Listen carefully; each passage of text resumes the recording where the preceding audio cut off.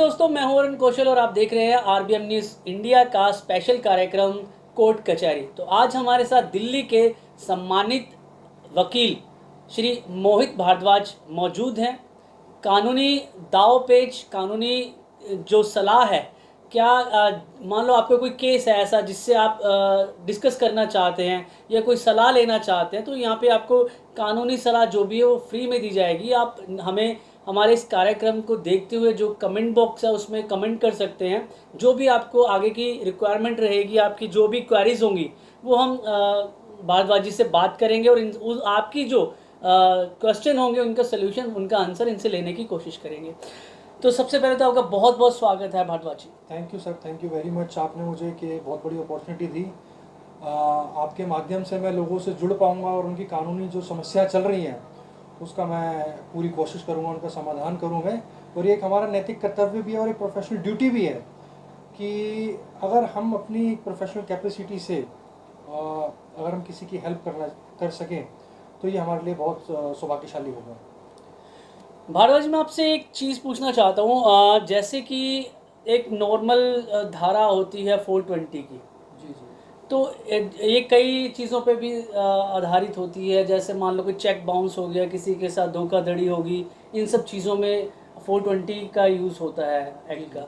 तो और ऐसी कौन सी चीज़ें हैं जिन पर 420 लगती है, और अगर कोई निर्दोष है उस पर गलती से या ज़बरदस्ती उसको जो है परेशान करने के लिए धाराएं सामने वाली जो पार्टी है या सामने वाला जो व्यक्ति है वो लगा रहा हो, केस करना चाह रहा हो, तो इससे कैसे बचा जा सकता है? देखो, अगर आप बात करते हैं, आपने सीधा सेक्शन की बात करी आईपीसी 420 की, जो कि एक पनिशमेंट है, पनिशमेंट ऑफ चीटिंग की है। अगर आप बात करते हैं चीटिंग की, सबसे पहले तो मैं मानता हूं कि जब भी हम बात करते हैं तो लीगल प्रिंसिपल तो ये कहता है कि आपके गिल्टी माइंड मेंस रिया और एक्टर्स रिया होना चाहिए उसके अंदर में। और चीटिंग के अंदर इंग्रेडिएंट ये है कि डिसेप्शन, डिसेप्शन मानी धोखा। यदि आप कोई भी काम अपने फ़ायदे के लिए किसी दूसरे व्यक्ति को धोखा देकर आप वो करवाते हैं जो कि आपको बेनिफिट होता है उस चीज़ से, तो वो चीटिंग के अंतर्गत आता है। ये तो मैं आपको एक सिंपल लैंग्वेज में बता रहा हूँ, कानूनी भाषा तो काफ़ी कठिन है। लेकिन चीटिंग के जो जो भी केसेस होते हैं, चीटिंग का कोई एक पैरामीटर नहीं है। चीटिंग आपसे बंदा ऑनलाइन में भी कर सकता है, चीटिंग आपसे कोई कागज़ में फॉर्जरी करके भी कर सकता है, और चीटिंग आपसे बंदा कोई आपसे कोई डॉक्यूमेंट ले गया या फिर कोई आपसे कोई कोई गुड्स ले गया आपसे, जो कोई अगर व्यापारी है तो व्यापारी से कोई गुड्स ले गया, उसमें कोई धोखा करके ले गया। तो जो पूरे जो चीटिंग का जो मामला होता है उसके अंदर आप जो धोखा वर्ड है, that is called deception. Deception जो है एक इम्पॉर्टेंट इंग्रेडिएंट है।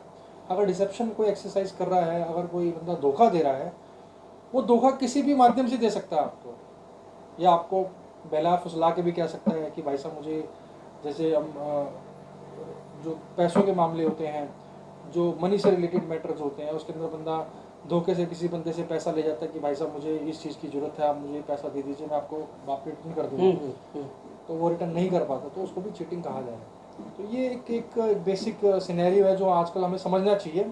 और मैं आपके माध्यम से आपके जितने व्यूअर्स हैं उनको ये बोलना चाहूँगा कि जैसे जैसे समय चेंज होता है तो जो क्राइम होने की जो चीज़ें होती हैं, क्राइम घटित होने के जो माध्यम होते हैं, उसमें चेंजेस आते हैं। जैसे आज से अगर आप 20-25 साल पहले जाते तो आप देखते होंगे, आप सुनते होंगे कभी कभार न्यूज़पेपर वगैरह में, आज से 20-25 साल पहले अगर आप देखें तो जो बैंक से पैसा कटता था या बैंक से जो चोरियां होती थी वो एक फॉर्जरी के माध्यम से होती थी। आजकल इलेक्ट्रॉनिक मोड आ गया, आप किसी लिंक पे क्लिक करेंगे तो आपका पैसा वहाँ से निकल जाएगा।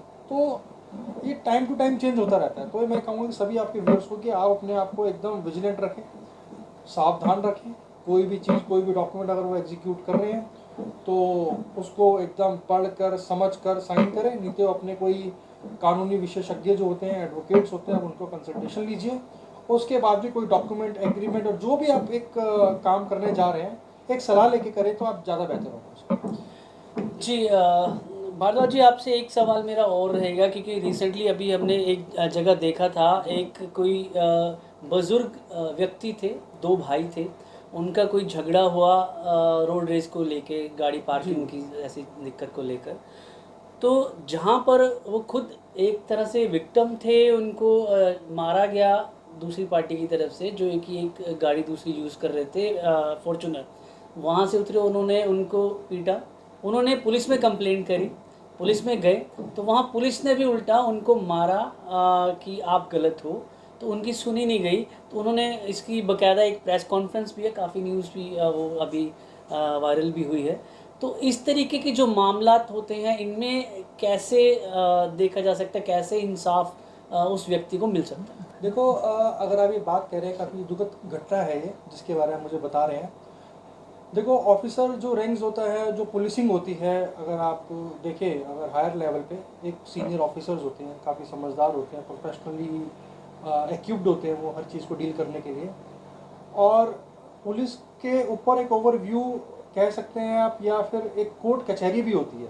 अगर आपको जस्टिस चाहिए, न्याय चाहिए, तो न्याय के आपके पास कोर्ट का रास्ता भी है, थाने का रास्ता भी है। यदि उस, मुझे नहीं पता आप जो जिस घटना की बात कह रहे हैं उसके तथ्य कहाँ तक हैं, कहाँ तक नहीं चल रहे हैं, तो अगर ऐसी घटना हुई है तो काफ़ी दुखद है। उनको ऊपर सीनियर ऑफिसर्स को उनकी रिपोर्ट करनी चाहिए और कोर्ट में इसके रिगार्डिंग में कंप्लेंट फाइल करनी चाहिए।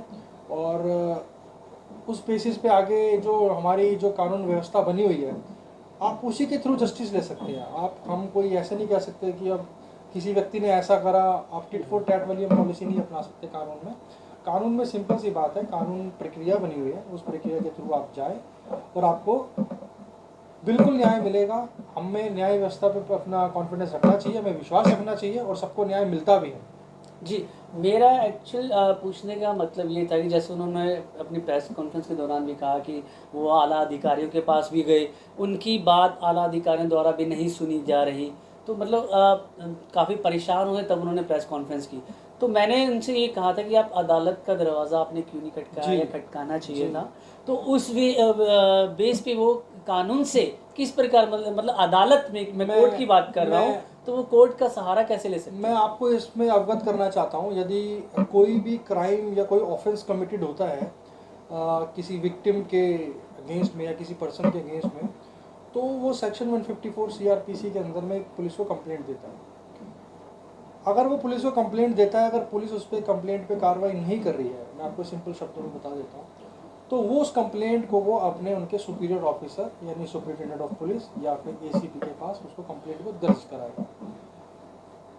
कानून में ये भी मेंशन है, अगर वो कंप्लेंट नीचे एसएचओ लेवल का पर्सन नहीं इन्वेस्टिगेट करता, तो सीनियर ऑफिसर है तो खुद उसको इन्वेस्टिगेट करेगा या डायरेक्शन देगा अपने सबॉर्डिनेट ऑफिसर्स को कि इन्वेस्टिगेट करें। यदि उसको वहाँ पे भी न्याय नहीं मिलता और कानून प्रक्रिया में जाने के बाद भी उसको नहीं मिलता, तो 156(3) सीआरपीसी में प्रावधान है, वो कोर्ट को कंप्लेंट कर सकता है। कोर्ट के अंदर कंप्लेंट होगी, कोर्ट उससे स्टेटस रिपोर्ट मंगवाएगा पुलिस से, और उसके अकॉर्डिंग कोर्ट जो है अपनी न्याय प्रक्रिया के अकॉर्डिंग उसके आगे इन्वेस्टिगेशन के ऑर्डर्स देगा और उसको through due process of law के थ्रू उसको देखा जाएगा। उसके बाद जो उसने कंप्लेंट फाइल करी, जो उसने सुपीरियर ऑफिसर्स को करी, जिसके अगेंस्ट में एक्शन नहीं हुआ, तो उस केस में कोर्ट अपनी डायरेक्शन देके उसको कंप्लेंट उस ओवरव्यू करेगा उस चीज़ को कि कहाँ पे लैप्स हो रहा है और कहाँ पे इन्वेस्टिगेशन होनी चाहिए और कहाँ पे इन्वेस्टिगेशन नहीं हो रही। तथ्यों के साथ में इसमें कोर्ट में प्रोसीजर है, उसके अकॉर्डिंग वो जा सकते हैं। जी, वकील साहब, मैं आपसे एक चीज़ और बताना चाहूँगा कि जब हम इस कार्यक्रम को शुरू करने की जब मैंने बात की थी, प्रोमो भी लॉन्च किया, तो काफ़ी लोगों के मेरे पास सवाल आए भी थे। तो हर कैटेगरी के जो हैं सवाल आए हैं, तो मैं उनमें से एक एक सवाल अभी फ़िलहाल आपके सामने रख रहा हूँ। तो जैसे एक डिवोर्स के लिए मैं बात करना चाहूँगा कि जैसे दो मियाँ बीवी में आपस में झगड़ा होता है या आपस में नहीं रहना चाहते हैं वो, या होता है कि जो पति द्वारा जो है वाइफ पे अपनी पे काफ़ी जुल्म किए जाते हैं, उसको मारा पीटा जाता है या उसको छोड़ दिया जाता है, तो वो अपने जैसे लड़की है जो अपने पेरेंट्स के घर शिफ्ट हो जाती है, तो उसके बाद जो उसका पति है उसको छोड़ भी नहीं रहा और जो है डिवोर्स भी नहीं दे रहा, तो लड़की का आगे का प्रोसेस क्या रहना चाहिए, वो किस तरीके से ले सकती है डिवोर्स, अगर म्यूचुअल अंडरस्टैंडिंग के साथ डिवोर्स ना हो तो? देखो, अगर ये डोमेस्टिक वायलेंस की आप बात करते हैं, आजकल जैसे जैसे सोसाइटी चेंज होती जा रही है तो कॉम्प्लेक्सिटी बढ़ती जा रही है। अगर आप फैमिली मैटर्स में बात करेंगे तो फैमिली मैटर्स में बहुत सारे इश्यूज होते हैं, लड़के के पक्ष से भी होते हैं और लड़की के पक्ष से भी होते हैं। तो दोनों मैटर्स में अगर उनमें कोई कॉन्सिलिएशन नहीं होता है, आपस में राजामंदी नहीं होती है, अगर वो कोर्ट का दरवाज़ा खड़खड़ाते हैं, चाहे वो लड़की अपनी कोर्ट में पिटीशन फाइल करे या फिर लड़का करे उसके, तो उस केस के अंदर में अगर लड़की फाइल करती है, अगर उसको साथ डोमेस्टिक वायलेंस हो रहा है, तो डोमेस्टिक वायलेंस का केस फाइल करेगी। साथ में 498A के अंदर में प्रावधान है जो कि CAW सेल के अंदर पुलिस को कंप्लेंट कर सकती है, और साथ में मेंटेनेंस का प्रोविज़न है, 125 CRPC के अंदर प्रोविज़न है, वो अपनी मेंटेनेंस के लिए भी गुहार लगा सकती है कोर्ट में। बहुत से लोग मुझे कहते हैं कि सर ये जो फीमेल है ये अर्निंग है, क्या इसका मेंटेनेंस ले सकते हैं? सर ये तो अर्न कर रही है पैसा, ये तो मेंटेनेंस ले नहीं सकती क्योंकि ये तो खुद कमा रही है। तो इस बारे में मैं आपको कहना चाहूँगा कि देखो, अगर जो फीमेल है, जो वाइफ है, अगर वो अपने आप को मेंटेन नहीं कर पा रही जितना वो अर्न कर रही है, अगर वो चाहती है कि उसको हस्बैंड का सपोर्ट मिले फाइनेंशियली, और हस्बैंड उसको फाइनेंशियली सपोर्ट नहीं कर रहा, इसमें नेसेसिटी की बात है जो भी मैं बात कर रहा हूँ, तो अगर नेसेसरी एक्सपेंसेस को कंप्लीट नहीं कर पा रही तो भी वो कोर्ट के अंदर में पिटीशन फाइल कर सकते हैं, सेक्शन 225 के तहत। तो ये प्रोविज़न है। अगर आप डिवोर्स की बात करते हैं तो डिवोर्स एक नेगेटिव वर्ड मैं मानता हूँ, और कहीं ना कहीं नेगेटिव इस सेंस में कहता हूँ क्योंकि there is a separation of relationship. दो व्यक्ति अपनी लाइफ को आगे बढ़ाने के लिए जुड़ते हैं, दो फैमिलीज जुड़ती हैं, उसके बाद में अगर सेपरेशन होता है तो वो सिर्फ हस्बैंड और वाइफ का सेपरेशन नहीं होता, हस्बैंड और वाइफ का डिवोर्स नहीं होता, वो डिवोर्स फीलिंग का भी होता है, वो डिवोर्स फैमिलियों का भी होता है, यदि बच्चे हैं तो बच्चों के ऊपर भी डिवोर्स बच्चों का भी होता है। तो ये हमें काफ़ी सोच समझ के डिसीजन लेना चाहिए। जब भी डिवोर्स के मैटर्स में कोर्ट्स जो है एम्पल अपॉर्चुनिटीज़ देते हैं, बहुत सारा टाइम देते हैं कि आप सोचो समझो, अगर आप फिर भी नहीं पॉसिबल है सर्वाइव कर पाना तो आप उसको डिवोर्स में जा सकते हैं। और ये भी बात बिल्कुल सत्य है कि यदि अगर आप दोनों साथ रह के एक दूसरे के ऊपर क्रूरल्टी कर रहे हैं, आप नहीं रह पा रहे, आप बियर नहीं कर पा रहे, तो इससे बेटर ये है कि आप उसको डिवोर्स लेके एक लीगल प्रोसेस के थ्रू डिवोर्स लेके आप सेपरेट हो सकते हैं। जी वकील साहब, बहुत आपने अच्छे से बताया, मेरे जो व्यूवर्स हैं उनको भी अच्छे से समझ आया होगा। वहीं एक व्यूवर ऐसे भी हैं, बिल्कुल केस यही है जी, मगर थोड़ा सा उसका तरीका जो उन्होंने मुझे बताया जी, वो थोड़ी सी बात अलग है, तो वो वाकई में हो सकता है इस सवाल का जवाब उनके अलावा बहुत सारे व्यूवर्स हैं जो उनको भी मिल जाएगा। जी, तो एक हस्बैंड वाइफ है, हस्बैंड का जो इनकम सोर्स है, वो इनकम सैलरी आप बोले या जो भी वो कमाता है, वो इतना ज़्यादा नहीं है कि जैसे हर औरत के सपने होते हैं बीवी के ना कि मेरे पास ये होना चाहिए वो होना चाहिए, या थोड़ा सा एक लो लेवल भी उनका चल रहा है थोड़ा सा, क्योंकि कोरोना भी फ़िलहाल गया तो उस चीज़ में भी उनका कहना है कि थोड़ा सा ऐसा रहा कि मेरे को इनकम का थोड़ा सा हो रहा है, मगर फिर भी जो है घर के खर्चे वो लगभग वो पूरे कर रहे हैं। इसके बावजूद जो उनकी वाइफ है उनका यही कहना है कि मुझे आपके साथ नहीं रहना, मुझे डिवोर्स चाहिए, क्योंकि मुझे ये चाहिए, मुझे वो चाहिए, मुझे इस तरीके के खर्चे जो है मेरे वो आप पूरे नहीं कर पा रहे हो। तो इस केस में उनको क्या करना चाहिए? देखो, आप जैसे केस बता रहे हैं, आपने जो फैक्ट्स मेंशन करे, जो आपने फैक्ट्स बताए, देखो मैं तो ये जानता हूँ कि हमने तो एक जब हम कानून की पढ़ाई कर रहे थे, उससे पहले भी हम जो कॉलेज वगैरह में जाते थे, और हमने सुना भी है कि एक मर्द की सफलता के पीछे एक औरत का हाथ होता है। वो औरत वाइफ भी हो सकती है, माँ भी हो सकती है, वो आपकी दोस्त भी हो सकती है। तो मैंने इस आपके जो फैक्ट्स मेंशन करें, मैं इस बात पे कहना चाहूँगा कि 1 और 1 11 होना चाहिए, 1 और 1 2 नहीं होना चाहिए। अगर किसी हस्बैंड के एक्सपेंसेस में, हस्बैंड की अर्निंग कैपेसिटी में कुछ कमी आ रही है, तो उसको एक मॉरल रिस्पॉन्सिबिलिटी बनती है फैमिली की भी, उस फीमेल की भी, वाइफ की भी, एज अ मदर की भी, कि उसको अपने रिसोर्सेज के अकॉर्डिंग एडजस्ट करना चाहिए। आप एक्सपेंसेस बढ़ने से रिलेशनशिप के अंदर ट्रस्ट नहीं बढ़ता, इनकम बढ़ने से रिलेशनशिप में ट्रस्ट नहीं बढ़ता,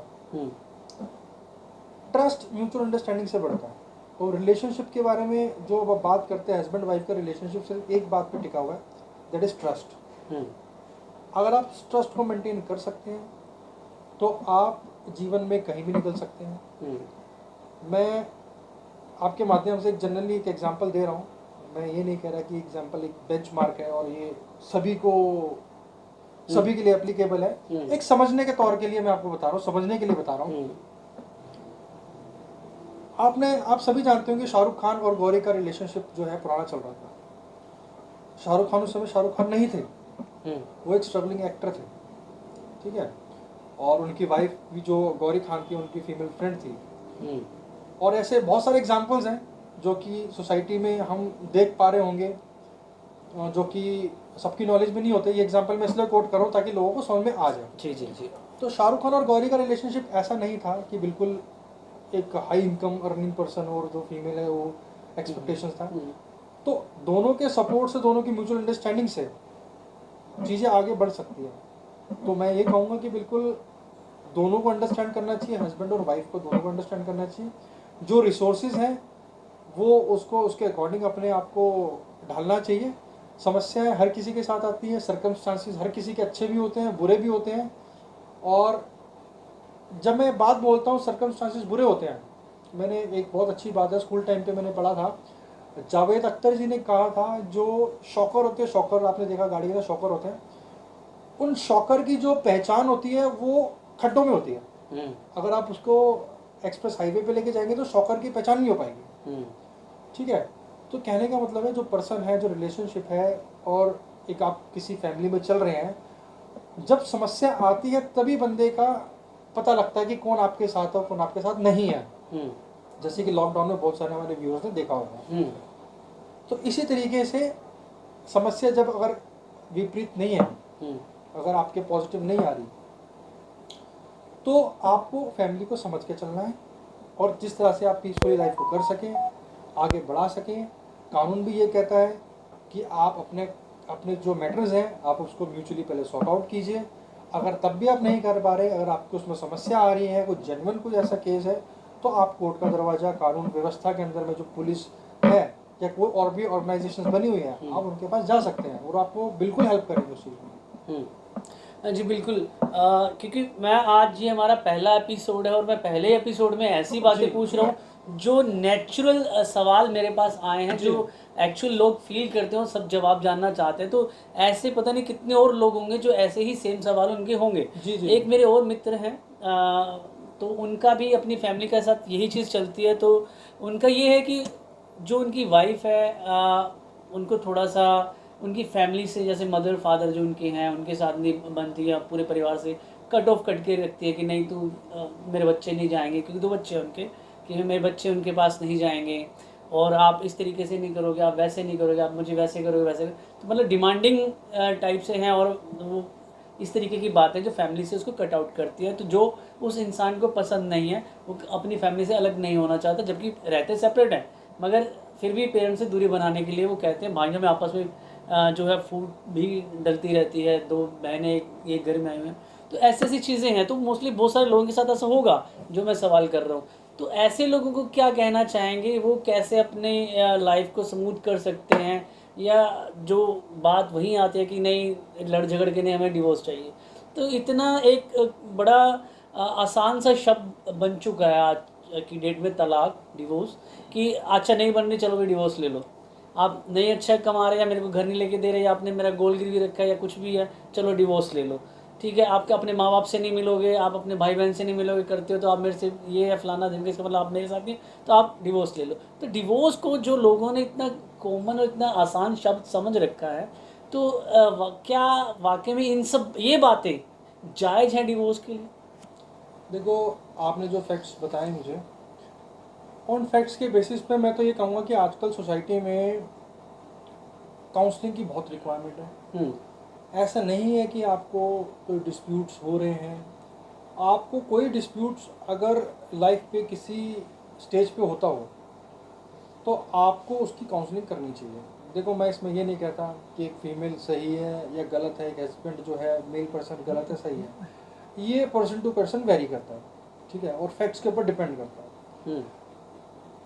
आजकल जो जो भी सिचुएशंस हो रही है मैट्रिमोनियल केसेस के अंदर में, उस केस के अंदर में सबसे पहला जो मैं कहता हूँ कि सलूशन ये है कि सबसे पहले पेशेंस होना चाहिए। दूसरा मैं ये कहूँगा कि दोनों पार्टीज के बीच में ईगो क्लैशेस नहीं होनी चाहिए। और तीसरा मैं बात कहूँगा कि एक रेडी टू कम्युनिकेट वाले मोड में होना चाहिए। अगर आप बात नहीं करेंगे तो चीज़ें विदाउट कम्युनिकेशन सॉर्ट आउट नहीं होता। अगर आप ईगो में रहेंगे, आप सुप्रीम कोर्ट चले जाएं, आपका मैटर सॉर्ट आउट नहीं हो सकता। जब भी तो कहते हैं अल्टरनेट डिस्प्यूट रेजोल्यूशन, ADR। बहुत सारे हमारे डिस्प्यूट्स हम कहते हैं कि हमारे इस मैट्रिमोनियल केस के अंदर में काउंसलिंग करवाई जा रही है, मीडिएशन कराया जा रहा है। क्यों कराया जा रहा है? This is alternate dispute resolution, ताकि उस केस का समाधान कोर्ट में जाने से पहले हो जाए और आपसी सहमति से हो जाए। तो सबसे पहले आपस में बात करना बहुत ज़रूरी है। किन किन पॉइंट्स पे कन्फ्लिक्ट्स हो रहे हैं उसको सॉर्ट आउट करना बहुत ज़रूरी है। और वो जो कन्फ्लिक्ट्स हो रहे हैं वो उसका देखना चाहिए कि किस किस ग्राउंड्स पे कन्फ्लिक्ट्स हो रहे हैं किस पर्सन के बीच में, whether it is a reasonable conflicts और अनरीजनेबल। तो उसी बेसिस पे अपनी काउंसलिंग करवा के आप इस चीज़ को सॉर्ट आउट कर सकते हैं। Divorce is the last resort, but nowadays it is going to be a fashion और it is going to be a tool for creating a pressure on the husband और on the wife. तो मैं कहूँगा इस चीज़ के अंदर ये misuse of law है। अगर आप किसी पे डिवोर्स का केस फाइल करके या कोई भी कानूनी माध्यम से जाकर आप किसी व्यक्ति पे प्रेशर क्रिएट करते हैं, वो कानूनी तौर पे गलत है। हमें कानून प्रक्रिया का जहाँ पे हो यूज़ उसको हमें उचित तरीके से उपयोग करना चाहिए। हमें unreasonable abuse the process of law कभी नहीं करना चाहिए। तो इन मैटर्स के लिए तो मेरी ये सलाह है कि पेशेंस होना चाहिए, ईगो क्लैशेस नहीं होनी चाहिए, और तीसरी बात ready to move for communication होना चाहिए। जब तक आप बहुत सारे हमने देखा कि हस्बैंड वाइफ के डिस्प्यूट्स में हस्बैंड वाइफ बात ही नहीं कर रहे, 2-2 महीने तक, 4-4, 1-1, 2-2 साल हो जाते हैं। तो उस केस के अंदर में the relationship of husband wife can be survive by only by the husband wife. Nobody, उन दोनों के आपस की अंडरस्टैंडिंग ही उस रिलेशनशिप को आगे लेके जाएगी। तो ये मेरा आपके व्यूअर्स को थोड़ा सा, जो मेरे एक्सपीरियंस के अकॉर्डिंग जो मैंने आपको बताया, तो मेरी तो यही आपको एडवाइस रहेगी जो मैंने आपको बताई सारी की सारी। और यदि फिर भी आपको कोई कॉम्प्लिकेशंस आते हैं तो आप अपने काउंसलर से एडवाइस ले सकते हैं और अपने आप एडवोकेट से एडवाइस ले सकते हैं, अपने एडवोकेट से काउंसलिंग करा सकते हैं। तो ये बहुत ज़रूरी है जी। तो वकील साहब, मेरा आपसे एक आखिरी सवाल है जी। 2 चीज़ें मैं पूछना चाहूँगा इसमें। जी सबसे पहला कि जैसे अक्सर देखा जाता है कि अगर फीमेल है तो उसको एडवांटेज ज़्यादा है ना, हर चीज़ में बोलते मैं 100 नंबर पे फ़ोन करूँगी, मैं तुम्हें फंसा दूँ अपने हस्बैंड को ही। मैं इसी टॉपिक पे हूँ, इससे बाहर नहीं गया हूँ अभी। तो मान लो उसको कहते 100 नंबर पे फ़ोन कर दूँ मैं आपको फंसाऊँगी, या कोई एलिगेशन मैं कोर्ट में या कहीं पे भी महिला आयोग में कहीं भी चली जाऊँगी, तुम्हारे पेरेंट्स के खिलाफ, तुम्हारे खिलाफ ये बोलूँ वो बोलूँ, वो सारे एलिगेशन लगाती है, तो प्रेशराइज़ करती है एक तरीके से। एक ये। दूसरा, क्या बिना म्यूचुअल अंडरस्टैंडिंग के भी क्या डिवोर्स हो सकता है? जैसे सपोज हस्बैंड रेडी नहीं है, वाइफ रेडी है डिवोर्स के लिए, या वाइफ रेडी है, हस्बैंड रेडी है, वाइफ नहीं रेडी है, तो क्या ऐसा भी हो सकता है? देखो, पहले मैं आपका पहले सवाल का जवाब दूंगा। देखो, कॉन्स्टिट्यूशन ऑफ इंडिया के अंदर में इक्वलिटी ऑफ बिफोर लॉ का कॉन्सेप्ट है। कानून के आगे सब समान है। कानून ये नहीं देखता कि ये फीमेल है, ये सीनियर सिटीज़न है, ये मेल पर्सन है, या ये फॉरेनर पर्सन है, ये NRI है। किड्स। कानून नहीं देखता है। कानून इक्वलिटी बिफोर लॉ की बात है। अगर 100 नंबर पे कॉल करने की बात है, अगर आपकी वाइफ कॉल कर सकती है, तो अगर आपको कोई ऐसी समस्या होती है तो हस्बैंड के पास भी राइट है 100 नंबर कॉल करने का। अगर वाइफ कंप्लेंट करती है, आपने जैसे बताया महिला आयोग में कहीं पे करती है, अगर उस चीज़ से वो प्रताड़ित हो रही है तो हस्बैंड के पास भी राइट है कंप्लेंट करने का पुलिस स्टेशन में। और उसके और बहुत सारे कानून प्रावधान हैं, तो ये बात कहना बिल्कुल गलत होगा कि कोई कानून वुमेन को फेवर करने के लिए बनाया गया है। वो फेवर नहीं, वो इनको एम्पावर करने के लिए बनाया गया। एम्पावर का मतलब ये होता है कि जहाँ पे महिला सप्रेस हो रही है, जहाँ पे कोई एक सेक्टर सप्रेस हो रहा है, उसको एम्पावर करने के लिए उसको कुछ राइट्स दे दिए गए, और that rights to be exercise in judicial way. वो राइट, कोई महिला अगर गलत complaint, wrong complaint, false and previous complaint file करती है और बाद में वो कंप्लेंट फॉल्स निकलती है, तो उस पर भी कानूनी कार्रवाई हो सकती है। कानून प्रावधान है कि आप पुलिस को या किसी भी कानून व्यवस्था के अंदर में किसी व्यक्ति को आप गलत इन्फॉर्मेशन नहीं दे सकते, मिसलीड नहीं कर सकते, आप रॉन्ग एविडेंस नहीं दे सकते। तो उस मुद्दे पे तो ये मैं आपको जवाब दूंगा। बाकी आपने बात का डिवोर्स की, देखो डिवोर्स के माध्यम होते हैं, डिवोर्स का म्यूचुअल एक माध्यम है जिसमें दोनों पार्टीज आपसी सहमति में डिवोर्स लेती हैं। Divorce by way of one person filing a litigation in a court on the basis of cruelty. Husband और वाइफ म्यूचुअली अगर डिवोर्स नहीं दे रहे, अगर हस्बैंड के ऊपर क्रुएलिटी जो है उसका हस्बैंड कर रहा है, या उसके हस्बैंड के ऊपर उसकी वाइफ क्रुएलिटी कर रही है, तो उस क्रुएलिटी के बेसिस के ऊपर में वो डिवोर्स की एप्लीकेशन फाइल कर सकती है। उस बेसिस पे जो कोर्ट है अपने केस टू केस बेसिस पे एविडेंस देखकर और उसके फैक्ट्स एंड सर्कमस्टांसेस देखकर वो डिवोर्स ग्रांट कर सकता है। तो एक माध्यम की बात है, अगर म्यूचुअली दोनों एग्री हैं तो साथ ले सकते हैं, नहीं तो on the basis of cruelty. और भी बहुत सारे ग्राउंड्स हैं on the basis of desertion, और कानून में बहुत सारे ग्राउंड्स हैं जिस ग्राउंड्स के ऊपर में either of the applicant can file application. जी, बहुत बहुत शुक्रिया आपका सर हमसे बातचीत करने के लिए। बहुत बहुत धन्यवाद आपका अरुण कौशल जी, आप एक अच्छा काम कर रहे हैं। सोसाइटी के अंदर में लोगों को जागरूक करना, लोगों को उनके अधिकार के प्रति अवेयर करना, ये एक बहुत बड़ा काम है। जो कि ये आप देखें सर, ब्रिटिश टाइम से ही चल रहा है। उस समय भी आंदोलन होते थे, उस समय भी लोग बाहर निकल के लोगों को राइट्स के बारे में बताते थे। तो सोसाइटी में हर वर्ग का व्यक्ति है, मेरा मानना ये है। कुछ व्यक्ति तो ऐसे हैं और कुछ तबका ऐसा है, कुछ सेगमेंट ऐसा है जो जिसको इन्फॉर्मेशन भी है, नॉलेज भी है, एक्सेस भी है, आप कोर्ट में जा भी सकते हैं, पहुंच भी सकते हैं। और कुछ तबका, कुछ वर्ग और कुछ सेगमेंट ऐसा भी है जिसको अपने अधिकारों के प्रति ज्ञान नहीं है। कॉन्स्टिट्यूशन ऑफ इंडिया जो फंडामेंटल राइट्स देता है, वो मैं मानता हूँ और मैं इसको अच्छे से बिलीव करता हूँ मैं, कि सड़क पे चल रहा है रिक्शे वाला, सड़क पे जो रेडी लगा रहा है व्यक्ति, जो मजदूर ईंटें ढो रहा है, उसके लिए भी भारत का संविधान है, उसके पास भी कॉन्स्टिट्यूशन ऑफ इंडिया है, फंडामेंटल राइट्स हैं, वो भी अपने राइट्स का अच्छे से एक्सरसाइज कर सकता है। तो हमें किसी व्यक्ति को एक्सप्लॉइट करने का अधिकार नहीं है। हमें कानून व्यवस्था के अंदर रह रहे हैं, हमें कानून व्यवस्था में एक विश्वास होना चाहिए जिसके प्रति हमें कॉन्फिडेंस होना चाहिए, जिससे हमें न्याय जरूर मिलता है। जी, शुक्रिया। तो ये थे हमारे साथ मोहित भारद्वाज जी, जो कि दिल्ली के मशहूर जाने माने वकील हैं। अगर आप भी इनसे कोई सवाल पूछना चाहते हैं या इनसे कोई कानूनी सलाह लेना चाहते हैं, तो आप नीचे दिए गए नंबर पे फ़ोन कर सकते हैं, व्हाट्सएप पे मैसेज कर सकते हैं और अपनी जो सवाल है उसका जवाब पा सकते हैं। धन्यवाद।